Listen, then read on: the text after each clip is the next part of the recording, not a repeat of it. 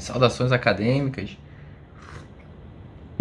Retomo aqui para falar do princípio da capacidade contributiva, mas agora na visão do Pedro Molina, no livro dele Capacidade Econômica e Sistema Fiscal, Análise do Ordenamento Espanhol à Luz do Direito Alemão. Então, é um trabalho que trata de direito comparado e vai trazer exemplos aqui jurisprudenciais tanto do direito espanhol quanto do direito alemão e alguns toques aqui, algumas pitadas de direito italiano, mas que irão ao encontro aí ao princípio da capacidade contributiva.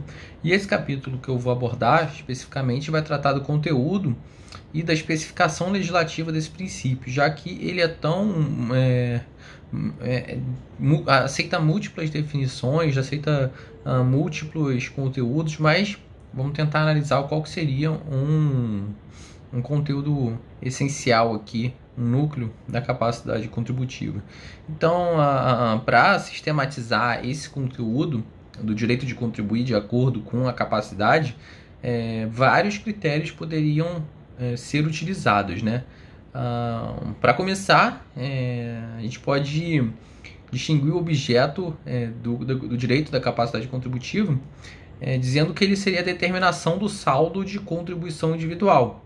E aí a gente poderia distinguir entre os aspectos da lei que afetam aqui a base tributária, a base imponível, por exemplo, a determinação da renda líquida, a consideração das despesas e das deduções familiares. A gente podia distinguir também os critérios, os aspectos que afetam aqui as alíquotas dos impostos, e aqui a gente faria uma análise da progressividade, e também distinguir os aspectos, né, que determinam a saldo de contribuição individual, aqueles que próprios se referem à própria cota, e aqui a gente tem questões que tratam aqui da eliminação de uma dupla justificação, de uma dupla tributação injustificada, por exemplo, a tributação dupla internacional, que a gente considera também a relevância de determinadas despesas públicas a favor do contribuinte, isso é, os benefícios prestacionais, né? Que isso de certa forma vão estabelecer parâmetros aqui para o estabelecimento das faixas de isenção mínima, né? Bom, na prática, essa classificação do saldo de contribuição individual, ela não é satisfatória, porque aqui o legislador ele atribui um caráter fungível aqui aos elementos essenciais do imposto. E aí ele vai tentar refletir, por exemplo, despesas de família por meio de deduções da respectiva cota de imposto a pagar, ou utilizar, por exemplo, benefícios fiscais por meio de gastos dedutíveis, né? Coloca ali no teu imposto de renda, despesas com educação, e você teria deduzível aí o seu saldo de contribuição individual. Então, dessa forma, os direitos aqui de contribuir de acordo aqui com a capacidade econômica, e aqui eu ressalto que a maior parte das vezes o autor coloca capacidade econômica, não capacidade contributiva, esses aspectos teriam relevância em função da própria base imponível, mas também seria útil esses critérios porque ele permitiria realizar um controle de constitucionalidade sobre o próprio tributo, né? A própria taxa que é imposta. Então aqui é conveniente estruturar o conteúdo da capacidade contributiva com certo distanciamento entre os elementos essenciais do tributo, alíquota, deduções, taxas, né? E aí vai trazer uma outra classificação baseada nos princípios constitucionais que afetam aqui o direito de contribuir de acordo com a capacidade econômica. Por exemplo, por uma parte da doutrina, a capacidade contributiva seria matizada pelos direitos fundamentais, que aí se incluiriam direitos de propriedade, direitos de estruturar uma família, de estatuir uma família, e por outro lado poderia ser constituído pelo princípio da solidariedade. Então, poderia tentar aqui distinguir entre um aspecto, digamos, subjetivo, e que seria as próprias questões individuais inerentes à propriedade, à família que você tem, e questões relacionadas a aspectos objetivos, né?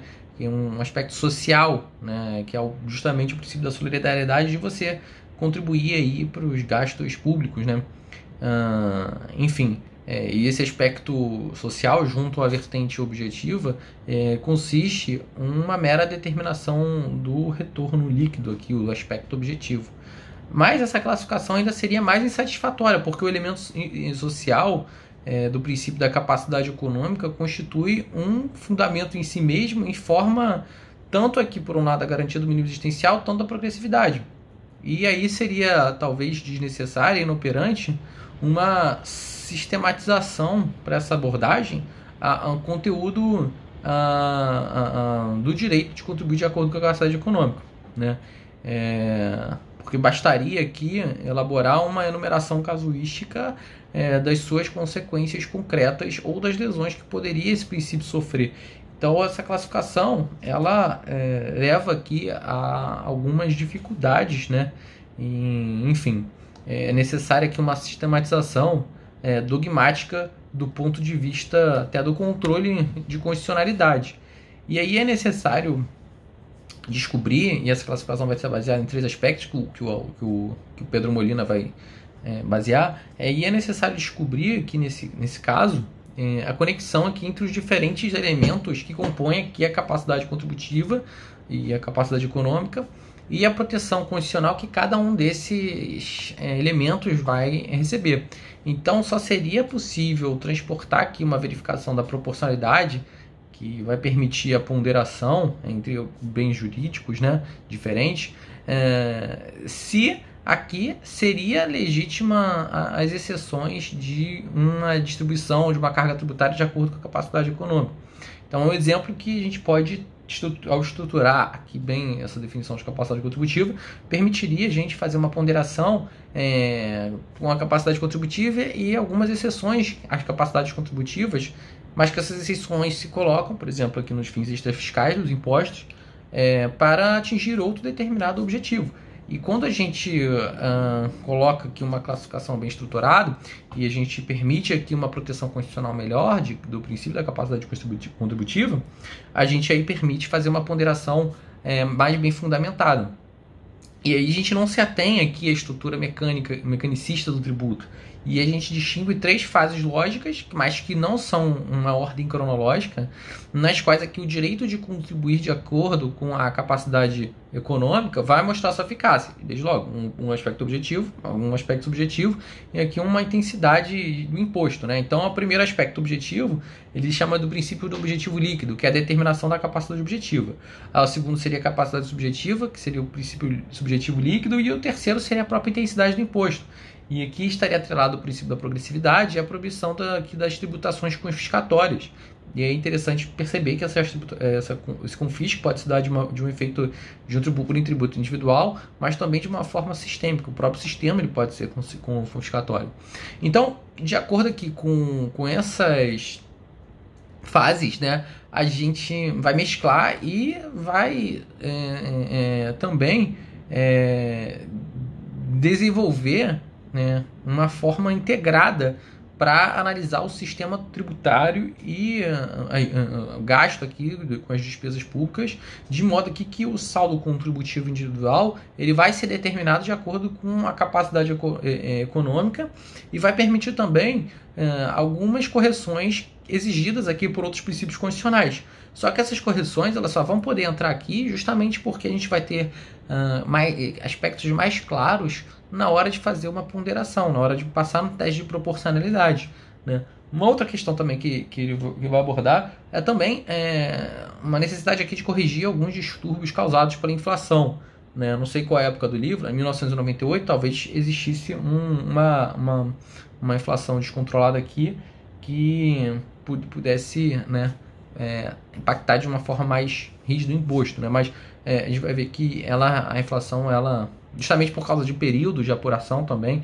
ela impacta justamente a capacidade contributiva, né? Às vezes você vai contribuir não sobre o valor real, mas sobre o valor nominal, e isso pode causar algumas distorções. Bom, agora abordando um a um, né, tanto a determinação da capacidade objetiva, depois da capacidade subjetiva, depois a intensidade do imposto, começar aqui por uma visão geral do direito aqui de contribuir com base aqui na capacidade econômica objetiva. E a visão geral, de ponto de vista objetivo, essa tributação da riqueza disponível, ela exige 3 elementos, né? Primeiro, que o imposto ele seja reduzido aqui os rendimentos líquidos, e aí esse seria um aspecto material. Uma outra questão é que essa delimitação entre os períodos impositivos ou os períodos de liquidação, de apuração, não tenha um caráter estanque, que aí seria o aspecto temporário. E uma outra questão seria o aspecto quantitativo, que seria a necessidade de realização de uma avaliação adequada. E aí, a partir dessa avaliação adequada, a gente haveria uma vedação aqui de submeter a uma tributação de rendimentos fictícios, né? Seria a questão do aspecto quantitativo. Partindo para o aspecto material, analisando essa questão do rendimento líquido, aqui o aspecto material, que trata aqui do princípio do objetivo líquido, o princípio aqui da tributação dos rendimentos líquidos, ele seria aqui um requisito lógico de que o imposto incide sobre a riqueza disponível. Então a gente já vai revelando aqui elementos nucleares, né, nevrálgicos da capacidade contributiva, de que o imposto tem que incidir sobre uma riqueza disponível. Mas esse princípio do objetivo líquido, né, aqui ele não vai se tratar de um princípio genérico, ele vai se tratar aqui de um princípio genérico que vai ter que ser especificado pelo legislador. Então, algumas técnicas restritivas vai poder ser utilizada, né, tais como, aqui por exemplo, uma dedução exclusiva das despesas necessárias para se obter as receitas, né, que é um sistema muito difundido aqui no direito comparado. Aqui a utilização também de critérios expansivos, e aí é o exemplo da lei alemã, que utiliza com base no princípio da causalidade. Segundo aqui, são dedutíveis, em princípios, todas as despesas aqui decorrentes da atividade empresarial, né? Também a gente vai ter uma outra técnica restritiva, por exemplo, um sistema de referência ao benefício derivado derivado da contabilidade mercantil. E aqui a escolha de um outro sistema vai ser uma opção política, que compete aqui ao legislador, mas que, se uma vez ela for tomada, ela vai ter que ser desenvolvida de uma forma coerente. Então a gente vai colocando claro aqui as regras do jogo para possíveis controles aqui de violação ou não da capacidade contributiva. E aqui essa coerência vai englobar, entre outros elementos, aqui uma avaliação adequada de todas as receitas, de todas as despesas, de acordo com o próprio conceito de renda que for desenhado pelo legislador. Exceções aqui ao princípio do objetivo líquido, que poderia ser baseada em alguns outros critérios de estrita justiça, por exemplo, e aqui seria relacionado a persecução de objetivos extrafiscais ou, eventualmente, em razões de praticabilidade administrativa, né? Que aí, por meio da praticabilidade, essa necessidade de haver uma tributação de massa, existe uma consideração aqui que não vai pegar a tua exata quantia de quanto você tem que pagar, né, mas vai fazer uma presunção, né, e não deixar claro aqui que seria uma presunção e não uma ficção. Isso tem toda a diferença, porque ficção é algo que é justamente combatido pela capacidade contributiva, né, mas a presunção já é algo possível justamente para dar execução aqui à praticabilidade, né. E aqui um exemplo do primeiro grupo aqui, que seria a dedução exclusiva das despesas necessárias para obter as receitas, seria a proibição aqui de reduzir montantes utilizados de forma ilegítima para obter tratamento favorável. No segundo caso aqui, que seria a utilização de critérios expansivos, os limites para a dedução de uso do veículo próprio para viagens profissionais foi admitido pelo tribunal alemão justamente como incentivo para o uso de transporte público, né? E aqui a restrição aqui das despesas dedutíveis da receita de capital para aqueles casos de empresas de administração ou de custódia, né? Que aí o Tribunal Constitucional alemão ele justifica para evitar aqui atitudes puramente especulativas nas quais aquisições de bens ou de direitos seria financiada com a poupança do contribuinte. Então veja que há uma limitação na capacidade contributiva justamente para perseguir outros fins.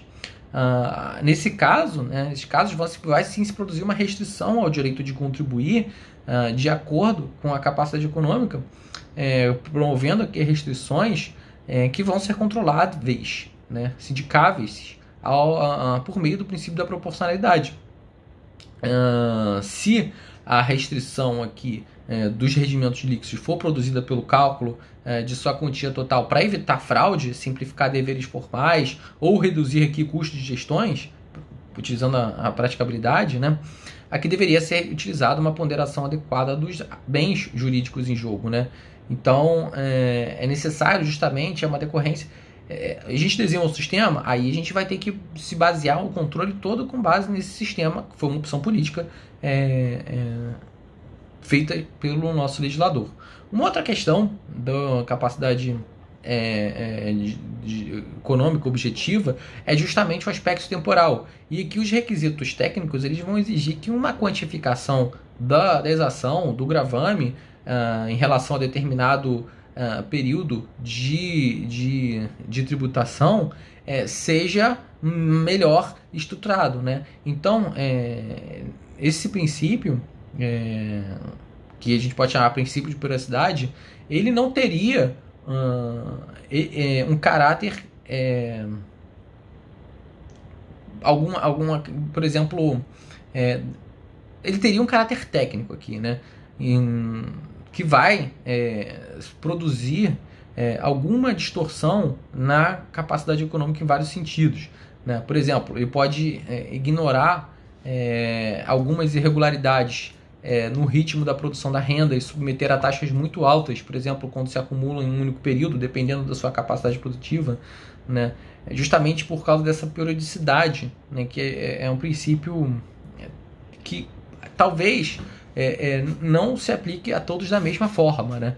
E pode, por exemplo, também desconectar receitas e perdas distanciadas no tempo com aqui prejuízo para o objetivo líquido. Então, já que a gente tem que estar de olho nesse princípio, nesse aspecto temporal, é justamente que o legislador ele vai ter que trazer medidas corretivas para reduzir tais disfunções, ainda que seja uma questão inviável de eliminar completamente. E aí, nesse caso, a gente estaria num conflito entre praticabilidade e capacidade econômica, porque, invariavelmente, tu vai ter uma data de vencimento ali. O imposto não é apurado de forma automática, né? Enfim, vai ter que escolher um regime a seguir, o regime de caixa, o regime de competência, né? Mas é uma escolha, e aí, por ser uma escolha, esse aspecto temporal ele vai ser sindicável também, vai ser submetido aos controles constitucionais, aos controles de proporcionalidade, né? Sobretudo quando a administração pública adota medidas de simplificação, né? E aí vai ter que ser tutelado qual princípio que vai ser mais valorado, a capacidade econômica ou o princípio da praticabilidade em prol de uma arrecadação mais eficiente. Um outro aspecto da capacidade econômica objetiva é justamente o aspecto quantitativo, que aqui tem-se o princípio da tributação da riqueza efetiva, porque o princípio da capacidade econômica ele exige aqui que se grave os rendimentos reais e não os rendimentos meramente fictícios, né? A doutrina alemã e a doutrina italiana, eles têm, né, princípios específicos. Aqui, por exemplo, na italiana tem o requisito da efetividade, né? Enfim, esse princípio eles apresentam-se também um pouco de forma ambígua, porque ele pode se referir ao mesmo tempo a três questões distintas. Porque, por exemplo, o imposto ele não deve taxar a capacidade produtiva, mas sim aqui a riqueza efetivamente obtida, né? Justamente, você tem uma fábrica de carros que pode produzir, sei lá, 1.000 carros por mês, né? Você não vai tributar 1.000 carros por mês a produção que você vai vender, ou comercialização, sei lá, seja lá o que for. Vai tributar justamente aquilo que for produzido. Outra questão que esse termo pode se referir é a não possibilidade de presunção iuris et juris, que são as presunções absolutas, que imputam aqui uma riqueza meramente provável ao contribuinte. Então, pode haver alguma presunção em nome da praticabilidade? Pode, mas sempre é uma presunção relativa, né? E uma outra questão que pode ser utilizada, esse princípio aqui da efetividade, da riqueza efetiva, pode se referir à proibição aqui de gravar aqui rendimentos puramente nominais. Então, esses três elementos aqui, eles vão requerer aqui um tratamento individual independente, né? Porque em cada um deles, o direito de contribuir de acordo com a capacidade contributiva vai concorrer com vários motivos. Por exemplo, pode concorrer com um propósito extrafiscal de incentivar algum uso de um bem imóvel. E aí a gente pensa no imposto de terras infrautilizadas de Andaluzia, né? Que tributa a riqueza potencial, mas justamente por ter um fim extrafiscal, é justamente o incentivo de terras produtivas, né? É como se a gente pudesse admitir que o objetivo desse imposto é ter arrecadação zero, né? Porque quando ele tiver arrecadação zero, ele vai conseguir garantir que as terras vão estar todas utilizadas de uma forma eficiente, né? Então a gente vai concorrer essa tributação da riqueza efetiva, ela vai derrogar aqui, nesse imposto especificamente, vai desconsiderar aqui a capacidade econômica para considerar um fim, outro fim, né? Constitucional, que justamente seria atendimento aqui à função social da propriedade. Uma outra questão que vai concorrer com esses motivos é justamente a eficácia aqui na gestão de combate à fraude. E aí seria o caso aqui de alguma presunção estabelecida. Uma outra questão são os efeitos fáticos da inflação, né? Enquanto aqui os dois primeiros que eu citei, que é a eficiência na gestão e o combate à fraude e o propósito fiscal, o legislador ele conscientemente aqui vai desviar o princípio da capacidade econômica. No caso da inflação, a capacidade econômica vai exigir que haja estabelecimento de normas corretivas, né? Mas isso não exclui que os problemas possam ser apresentados de forma conjunta, né? Mas, em todos os casos, o que é adequado é que haja uma delineação, uma especificação dos problemas de forma clara, já que de forma contrária, o requisito de efetividade ele poderia assumir, se ele não tivesse tão claro, perfis aqui amplos, né, que pudesse que pode ofuscar aqui exatamente o fim pretendido por algumas dessas medidas de restrição a princípio da capacidade econômica, né? Por exemplo, gravar aqui a riqueza que deveria ser produzida, a riqueza potencial, ela poderia constituir um mero elemento aqui de considerações de praticabilidade ou administrativa, ou aqui o combate à fraude. Então, já que tem que estar claro essas medidas, porque se estiver claro, vai permitir que a gente possa ponderar e verificar se esse instrumento que fez essas estimativas, né, lesionaram aqui a capacidade contributiva ou não, né? Isso vai ser colocado tudo na balança da proporcionalidade, né? Dito isso, partiremos para o direito de contribuir de acordo com a capacidade econômica subjetiva, que é o segundo aspecto ali da capacidade econômica abordado. E esse aspecto subjetivo do princípio da capacidade econômica, ele exige que a gente leve em consideração circunstâncias tanto pessoais quanto familiares da pessoa. E aqui seria o princípio subjetivo líquido. E o fundamento disso seria que a capacidade econômica de contribuir com os gastos públicos, ela começa uma vez que o mínimo necessário para a existência dessa capacidade for revelado. E quando é que ela começa a existir? Né? E vai depender de questões subjetivas. Né? Essa existência aqui, ela se deduz essa necessidade de contribuir com os gastos públicos, ela se deduz aqui da solidariedade, né? Porque haveria, por exemplo, uma iniquidade se a gente exigisse que houvesse um sacrifício pelo interesse público quando não se dispusesse de uma quantia, de uma revelação de riqueza. Então, a capacidade contributiva para contribuir aqui com os gastos, ela tem que se mostrar realmente existente, né? Porque senão seria injusto a gente exigir de alguém que não tenha nada contribuir com os gastos públicos. E aqui, isso de forma individual, mas se aplica também às questões familiares, já que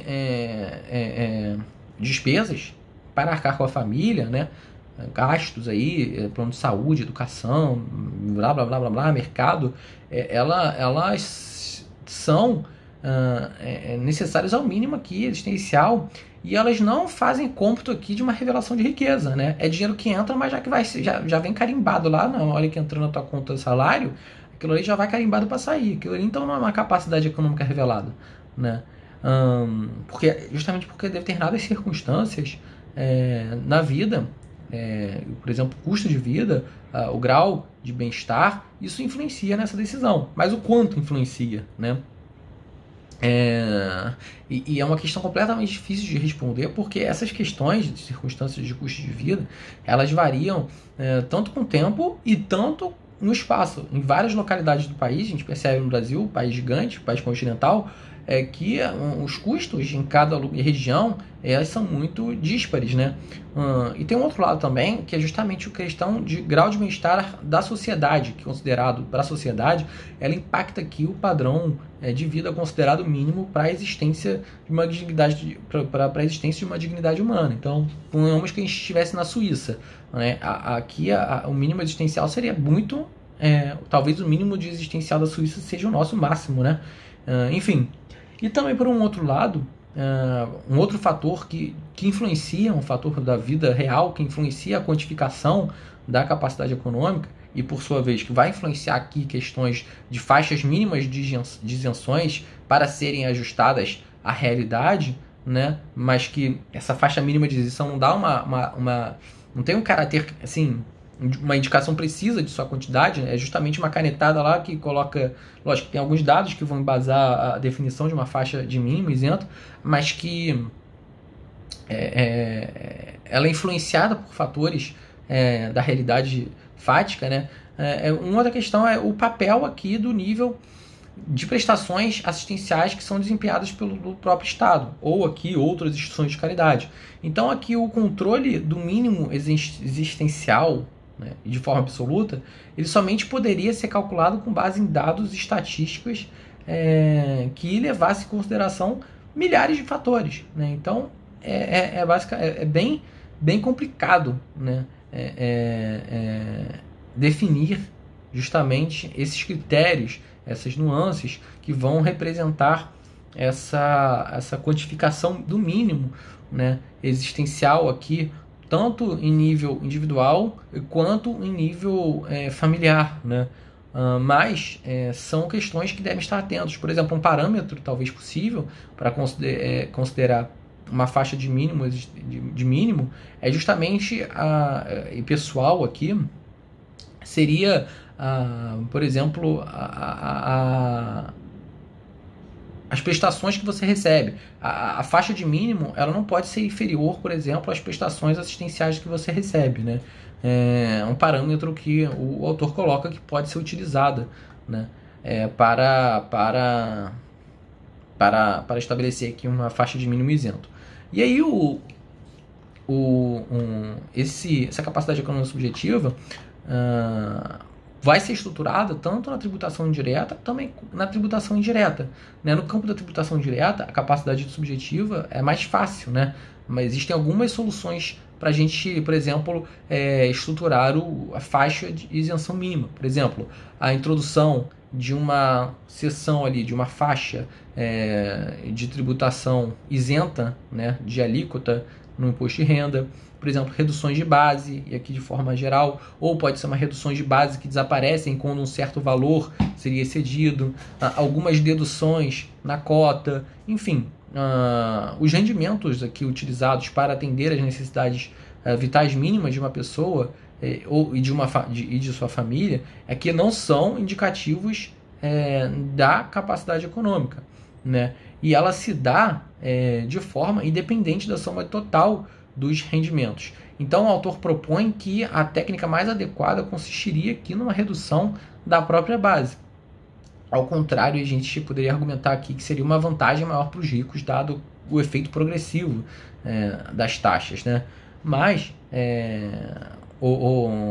em qualquer caso, a Constituição ela não vai se opor que esse mínimo do isento pessoal ela desapareça a partir de certos níveis de renda.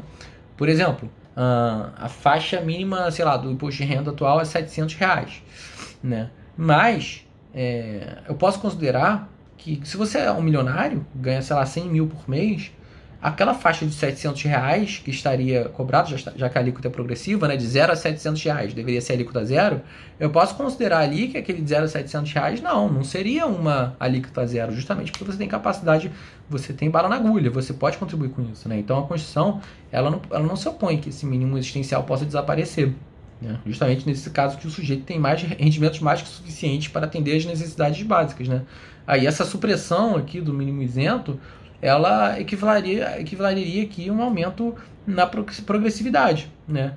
Isso não teria um limite além da proibição de efeitos confiscatórios. Mas convenhamos, nesse caso, você ganha 100 mil, tributar a uma faixa de 0 a R$ 700 não seria nada confiscatório, né?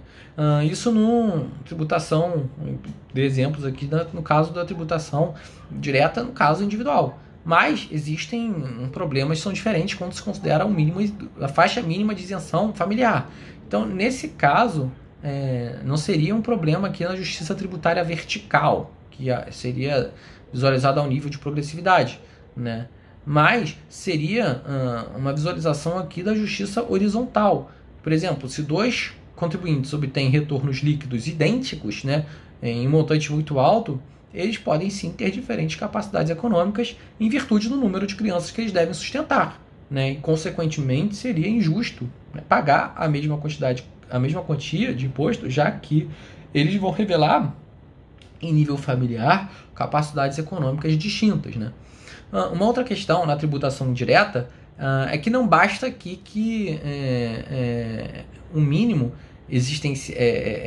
da faixa isento ele seja apenas visualizado no imposto de renda. É necessário que ele deva ser projetado aqui sobre a carga tributária individual. E aqui a gente tem que fazer duas perguntas interrelacionadas, né? Por exemplo, como o mínimo isento pode refletir na tributação indireta? No caso dos impostos indiretos, eles não contemplarem a isenção no mínimo vital, poderia essa deficiência ser compensada por meio dos impostos diretos? Então é uma questão que a gente vai encontrar justamente que a solução na tributação direta era mais fácil do que da tributação indireta, né? Mas a gente vai ter que achar uma solução. Algum autor, por exemplo, Giardina, ele considera que o mínimo vital ele deve se refletir também na tributação indireta. E como? Uma maneira disso seria isentar aqui os produtos de primeira necessidade, né? Seria uma forma de solucionar, né, tecnicamente esse problema da capacidade econômica, do mínimo, da faixa do mínimo, da faixa do mínimo isento na tributação direta. Seria a isenção de bens essenciais. Apesar de que isso também beneficiaria os ricos, né? Se você vai isentar aí o arroz, o doce de leite, o leite condensado, feijão, o rico também compra, né? Mas, enfim, não tem que fazer. A tributação indireta está suscetível a determinados problemas. Uma outra questão, uma solução técnica, é justamente algum pagamento de alguma compensação equivalente aqui aos impostos indiretos suportados por um consumo mínimo. E essa compensação ela pode ser entregada com um crédito, né, no imposto de renda. E aí a gente utiliza um crédito do imposto que você consegue, né, por causa da tributação indireta, e utiliza aqui na tributação direta, né? E, enfim, é uma solução, né, mas que abaixo, né, de certos níveis de renda, a gente não vai ter um crédito no imposto de renda, porque chega a um ponto que a pessoa não tem nada de dinheiro, que não vai adiantar nada ele ter um crédito no imposto de renda, já que ele já não teria que pagar nenhum imposto de renda, mas vai ter um crédito, ele não seria, ele tem que pagar menos de R$ 200. Então a solução é que haja um sistema de transferência para os indigentes, seria o imposto de renda negativo, né? E uma outra questão, né, capacidade econômica objetiva, capacidade econômica subjetiva, é o próprio direito de contribuir agora com base numa capacidade econômica, que é a determinação da própria intensidade da exação, né? E aí existe aqui questões relacionadas ao próprio princípio do Estado social reforçado por meio da progressividade do sistema tributário. E aí, uma primeira análise de um artigo lá da Constituição Espanhola, um autor, Pérez de Ayala, ele já advertiu que a capacidade econômica, dentro aqui da teoria dos princípios de justiça social, ela não integra ou dá conteúdo a um princípio autônomo, né? Em algum dos vídeos atrás, já refleti isso no livro do Paulo Altaboada, refletir que a capacidade contributiva era um conceito para lá de indefinido, que às vezes nem era bom definir, né? Era melhor, não valia nem a pena definir, né? Porque a gente ia incorrer em algumas incoerências, justamente nessa embate de princípios extrafiscais, enfim. Mas, o preço, voltando aqui para a análise do Pérez da Ayala, a capacidade contributiva ela seria um pressuposto lógico ou conceitual para elaborar a diversas modalidades de justiça, e sobretudo aqui os princípios da justiça fiscal propriamente ditos. Então a capacidade contributiva ela não se daria de forma autônoma, mas ela estaria permeando aqui outros princípios como a progressividade, a igualdade, a vedação ao confisco. Então a capacidade econômica ela estaria relacionada com vários princípios e não de forma autônoma, né? Em relação à progressividade, a capacidade econômica ela poderia ter o seu conteúdo modulado através da progressividade. Mas essa discussão sobre se a mera capacidade econômica implicaria a progressividade não teria interesse especialmente no ordenamento espanhol.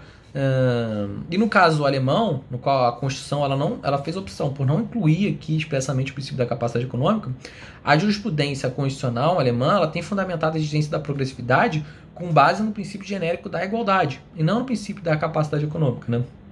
E a capacidade econômica ela também é baseada no princípio da solidariedade e aqui parece ser consistente se for interpretado como uma capacidade econômica progressiva, né? E a partir desse ponto de vista, a gente pode dizer que a menção à progressividade nada acrescentaria à capacidade econômica, mas constitui uma cláusula interpretativa, né? E aí uma outra questão inerente a toda norma impositiva